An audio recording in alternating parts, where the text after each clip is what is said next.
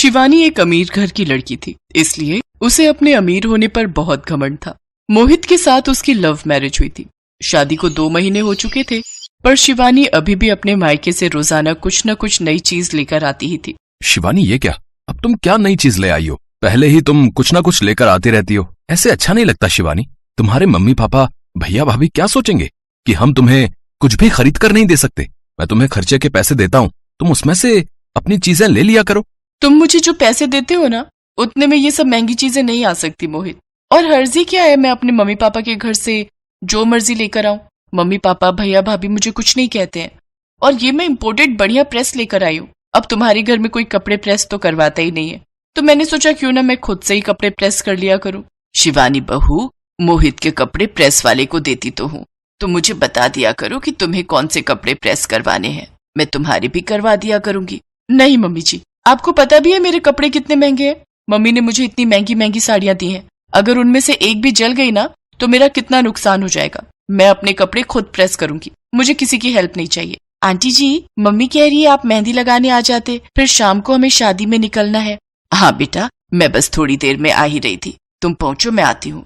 बहू, मैं जरा पड़ोस के घर जा रही हूँ, उनके यहाँ शादी है तो मेहंदी लगाने के लिए बुलाए है। माँ जी, आप ये मेहंदी लगाना छोड़ क्यों नहीं देते हो? घरों में जा जाकर थोड़े बहुत पैसे के लिए मेहंदी लगाते हो। अगर मेरे घर में सब देखेंगे तो हमारी कितनी इंसल्ट होगी। शिवानी, माँ को बहुत साल हो गए मेहंदी का काम करते हुए। पापा के जाने के बाद माँ के इसी काम से हमारा घर चलता था।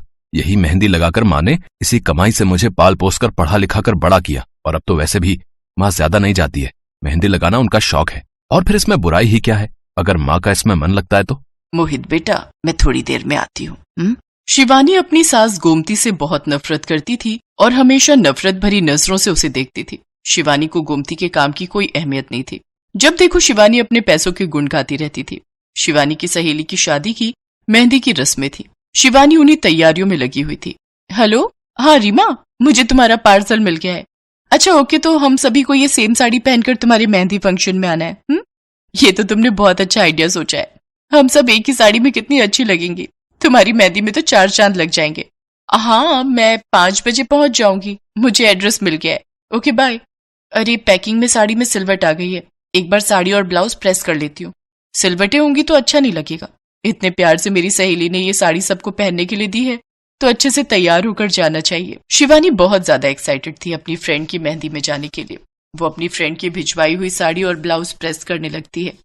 शिवानी को ध्यान ही नहीं रहता कि प्रेस ज्यादा गर्म है। वो जैसे ही ब्लाउज पर प्रेस रखती है, ब्लाउज बैक साइड से जल जाता है। ओह नो, ये मैंने क्या कर दिया, ब्लाउज तो जल गया। अब मैं क्या करूंगी? मुझे तो ये साड़ी पहनकर रीमा की मेहंदी में पहुंचना है।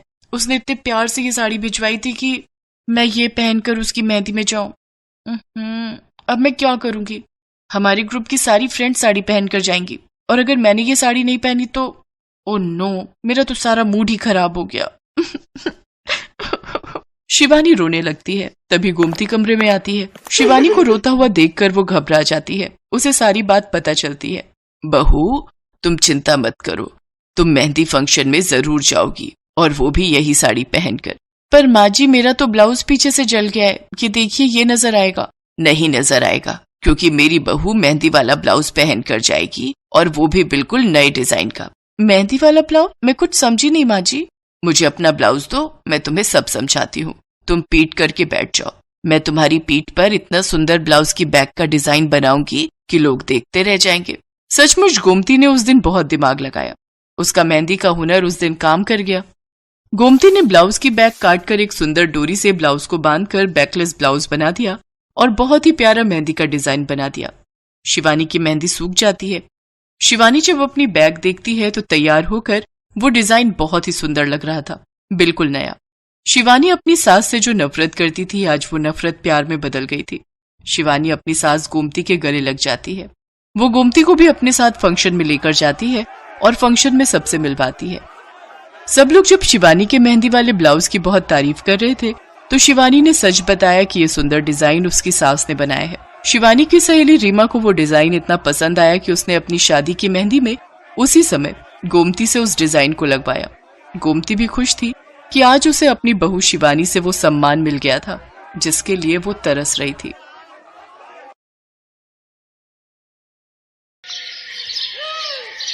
मीरा, ओ मीरा, चल तो जल्दी से आटा गूंथ दे, मैं फटाफट रोटियां सेक दूंगी। नहीं माँ, मैं नहीं गूंथ पाऊंगी, मैंने मेहंदी लगा ली है हाथ पर। क्या? सुबह सुबह तू फिर मेहंदी लगाकर बैठ गई? बड़ी मक्कार है सच में, काम में मदद ना करनी पड़े इसलिए जब देखो मेहंदी लगाकर बैठ जाती है। चल जल्दी से हाथ धोकर आ मेरे पास, मुझे काम पर जाने के लिए देर हो रही है। माँ बस आज कर लो ना, देखो ना मैंने कितनी मेहनत से कितना सुंदर डिजाइन बनाया है। लेकिन जैसे ही उसकी नजर मीरा के हाथों पर पड़ती है, उसका गुस्सा पल भर में गायब हो जाता है। वो मीरा से कहती है, अरे वाह मीरा, तूने तो बड़ी सुंदर मेहंदी लगाई है। हाँ माँ, वो शांति दीदी ने मुझे एक किताब दी थी कल, उसमें बड़े सुंदर सुंदर डिजाइन बने हैं, बस उसी में से देखकर लगाई है मैंने। सुंदर है ना? हाँ बहुत सुंदर है। अरे लेकिन मुझे तो, ओफो, फिर लगा लिया ना तूने बातों में, पहले से ही देर हो रही है, ऊपर से तू भी मेहंदी लगाकर महारानी जैसे बैठ गई है। माँ तुम इतना परेशान क्यों होती हो? 1-2 घंटे में जब मेरी मेहंदी सूख जाएगी तो मैं घर के सारे काम कर दूंगी। मीरा की बात मानकर कावेरी काम पर चली जाती है। वो एक बड़ी सोसाइटी के घरों में काम करती थी और इसी काम से कावेरी और मीरा का गुजारा चलता था। कावेरी के पति की कई साल पहले एक सड़क हादसे में मौत हो गई थी। तब से कावेरी पर ही सारी जिम्मेदारी थी। मीरा भी घर के कामों में उसका पूरा हाथ बटाती थी। मीरा को मेहंदी लगाना बहुत पसंद था। उसने अपने घर के पीछे मेहंदी के कई सारे पौधे लगा रखे थे, जिनका वो बहुत ख्याल रखती थी। वो अपने हाथों से मेहंदी के पत्तों को पीसकर अपने हाथों में लगाने के लिए तैयार करती थी। फिर एक दिन, मीरा, हमें इस जगह पर थोड़ी मोड़ी खेती कर लेनी चाहिए। ये मेहंदी के पौधों से कुछ कमाई थोड़े ही हो रही है, खेती कर लेंगे तो कुछ पैसे ही बन जाएंगे। नहीं माँ, मेरे मेहंदी के पौधों को हाथ भी मत लगाना, बाजार से मेहंदी खरीदने के तो पैसे हैं नहीं हमारे पास, अब इन्हें तो रहने दो। ये कहते हुए मीरा की आंखों में आंसू थे। कावेरी उसके सिर पर हाथ रखते हुए कहती है, मीरा मैं जानती हूँ तुझे मेहंदी लगाना बहुत अच्छा लगता है, लेकिन बेटा अपनी हालत तो तुझे पता ही है ना, मैं कितनी मुश्किल से। माँ सब समझती हूँ मैं, जाओ कर लो जो करना है। इतना कहकर मीरा रोते हुए वहाँ से चली जाती है। कावेरी को उसके लिए बुरा लग रहा था। वो मीरा की मेहंदी के पौधों को कुछ नहीं करती। ऐसे ही कई दिन गुजर जाते हैं। ज्यादा काम करने की वजह से कावेरी की तबीयत खराब रहने लगी। वो बहुत जल्दी जल्दी बीमार पड़ने लगी। तो मीरा ने उससे कहा, माँ तुम रहने दो, तुम्हें बुखार है, रात भर सोई नहीं हो, मैं चली जाती हूँ काम पर। नहीं मीरा, तू कैसे? ना नहीं, मैं ठीक हूँ, मैं जाती हूँ। कावेरी जैसे ही उठकर चलने की कोशिश करती है, अचानक उसे चक्कर आ जाता है। मीरा उसे सहारा देकर बिस्तर पर लिटा देती है और उससे कहती है, बस माँ अब तुम आराम करोगी और काम पर अब से मैं जाऊंगी। कावेरी घर पर रहकर आराम तो कर रही थी, लेकिन वास्तव में उसे अच्छे इलाज की भी जरूरत थी, जिसके लिए पैसे थे नहीं। दूसरी तरफ अब हर रोज मीरा काम पर जाती और लौटकर घर के भी सारे काम उसे ही करने पड़ते थे। इस सब में उसे मेहंदी लगाने का बिल्कुल भी वक्त नहीं मिल पाता था। मीरा, कितने दिन हो गए तूने मेहंदी नहीं लगाई? हाँ माँ, बस मन नहीं कर रहा। अच्छा, मेहंदी लगाने का तेरा मन नहीं? मैं सब जानती हूँ। मैंने बिस्तर पकड़ लिया है और मेरी फूल सी बच्ची पर सारे काम पड़ गए हैं। अब बस बहुत हो गया आराम। मीरा जा, तू जाकर मेहंदी लगा ले, आज मैं जाऊंगी काम पर। नहीं माँ, तुम कहीं नहीं जाओगी, मैं कर लूंगी सब। और मैं सच बोल रही हूँ, मैं बड़ी हो गई हूँ, ये मेहंदी वेहंदी का मुझे शौक नहीं। इतना कहकर मीरा काम पर जाने के लिए घर से निकल जाती है। कावेरी की आंखों में आंसू आ जाते हैं। मीरा सोसाइटी के कई घरों में काम करती थी। उन्हीं में से एक घर आरती का भी था। उसके घर पर तीज का त्योहार बड़े धूमधाम से मनाया जाता था। तीज की तैयारियों में मीरा भी मदद कर रही थी। इसी बीच, अरे ऐसे कैसे? मैंने सारे रिश्तेदारों को बुला लिया है, मेरी सारी फ्रेंड्स भी आने वाली हैं। मैं क्या कहूँगी उन्हें? फोन पर काफी देर बहस करने के बाद आरती फोन रख देती है। उन्हें उदास देखकर मीरा उससे पूछती है, क्या हुआ मैडम जी, आप कुछ परेशान लग रहे हो? हाँ मीरा, बड़ी मुसीबत हो गई। कल तीज का फंक्शन है, मैंने सबको मेहंदी लगवाने के लिए यहीं बुला लिया है और आखिरी मौके पर ये पार्लर वाली धोखा दे गई। कह रही है कल नहीं आ पाएगी। अब क्या होगा? इतनी जल्दी कौन तैयार होगा सबको मेहंदी लगाने के लिए?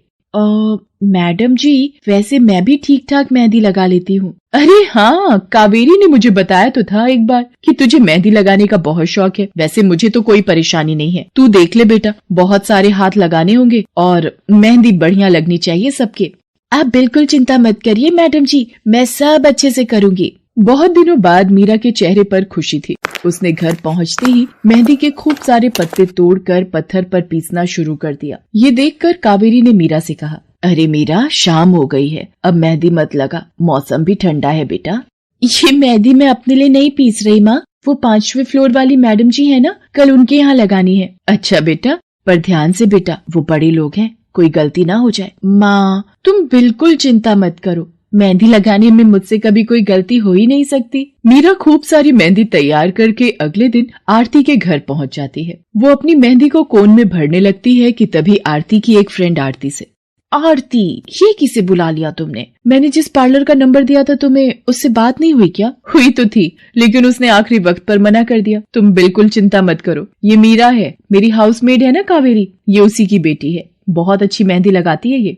ओफो आरती, तुम भी ना, पार्लर की बात अलग होती है, उन लोगों का मटेरियल ब्रांडेड होता है, मेहंदी के रचने की गारंटी मिलती है वहाँ से, और इसकी मेहंदी तो मुझे कुछ समझ नहीं आ रही, इस पर तो कोई लेबल तक नहीं है, अगर कुछ गलत रिएक्शन हो गया हाथों पर तो। आप बिल्कुल चिंता मत कीजिए मैडम जी, ये मेहंदी मैंने खुद पीस कर तैयार की है, मेरे पास बहुत सारे मेहंदी के पौधे हैं, इसमें कुछ भी ऐसा नहीं है जो आपके हाथों को नुकसान दे। ना भाई ना, सॉरी आरती, बट मैं अपने हाथों को लेकर कोई रिस्क नहीं ले सकती, तुम सब लगवाओ, मैं तो पार्लर जाकर ही लगवाऊंगी। इतना कहकर आरती की दोस्त शालिनी वहाँ से चली जाती है। आरती मीरा को इशारा देकर काम शुरू करने को कहती है। अरे वाह, मानना पड़ेगा, इस बच्ची ने कमाल की मेहंदी लगाई है। मुझे तो नहीं लगता कि इस मेहंदी का वैसा रंग आएगा जैसा पार्लर वाली मेहंदी का आता है। अब बस भी करो शालिनी, मेहंदी कैसी रचेगी ये कल तक पता चल ही जाएगा ना, बच्ची है वो, उसे इस तरह डराओ तो मत।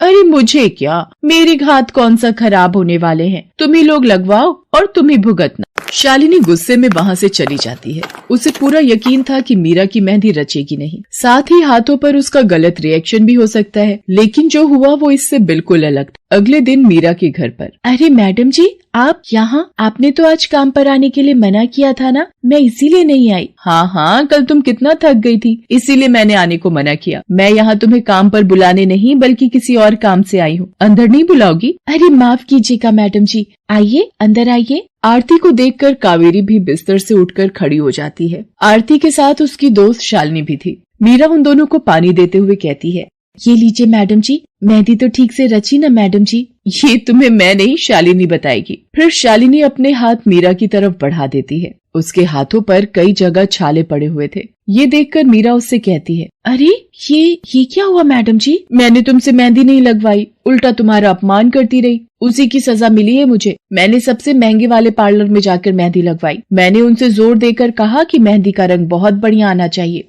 इस चक्कर में उन्होंने पता नहीं क्या क्या मिला दिया मेहंदी में, और मेरे हाथों का ये हाल हो गया। और दूसरी तरफ तुम्हारी मेहंदी, जिसने भी लगवाई उसके हाथों की रंगत ही अलग है। देखो आरती के हाथ देखो जरा। आरती ने अपने हाथ आगे बढ़ा दिए, जिन पर मीरा के हाथों से लगी मेहंदी का बहुत ही अच्छा रंग चढ़ा था। फिर आरती कावेरी के पास जाकर उससे बोली, बस कावेरी, ये झाड़ू पोछा और बर्तन बहुत करवा लिए तुमने मीरा से, ये अब वो करेगी जो इसे करना चाहिए। जी क्या मतलब मैडम जी? ये अब मेहंदी लगाएगी सबके हाथों पर। हमारी एक दोस्त का अपना ब्यूटी पार्लर है, उसे मीरा का काम और उसकी मेहंदी की क्वालिटी बहुत अच्छी लगी। वो मीरा को अपने यहाँ काम देना चाहती है, अच्छे पैसे भी देगी वो मीरा को, और तो और वहाँ रहकर मीरा पार्लर के दूसरे काम भी सीख पाएगी।